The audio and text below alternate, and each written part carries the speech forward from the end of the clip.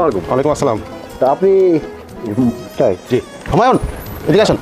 দেখেন তো এই ভদ্রলোককে চিনতে পারেন কিনা? এই সেই শহর থেকে আইছিল পুরস্কারের কথা কয়ে, এই লোক সেই লোক না? নিয়ে আসছিল, সেটা সাজানো নাটক।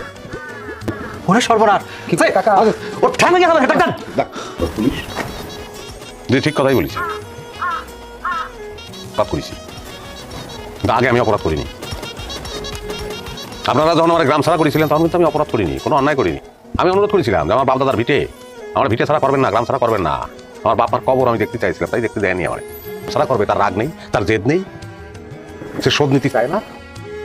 আমি প্রমাণ করেছি যে সবাই অপরাধী, সবাই লোভী। কিরাম করে না বলি, যখন শুনলো যে আমার কাছে কোটি কোটি টাকা আছে, তখন যে চেয়ারম্যান আমার গ্রাম ছাড়া করেছিল সে তার বাড়িতে আমার আশ্রয় দিচ্ছে, থাকতে দিচ্ছে। যারা আমার নামে বিচার দিয়েছিল গরু চুরি করেছি, কবুতর চুরি করেছি, তারাই আমার বিয়ে করার জন্য চুলোচুরি করেছে।